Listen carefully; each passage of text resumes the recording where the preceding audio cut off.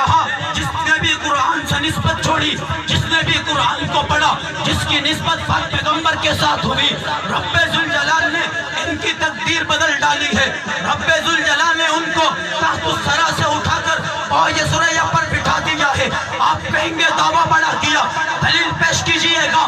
آپ کا رب العزت نے قسمت کیسے بدلی ہے؟ کیا آپ نے حضرت سفینہ کی وہ زندگی نہیں دیکھی ہے؟ جنگل کے اندر جا رہے ہیں، رستہ بھٹک گئے، آگے سے شیر آ گیا، خونخوار شیر ہے، شیر کی فطرت ہے، جب انسان کو دیکھتا ہے حملہ آور ہوتا ہے، چیر پھاڑ دیتا ہے۔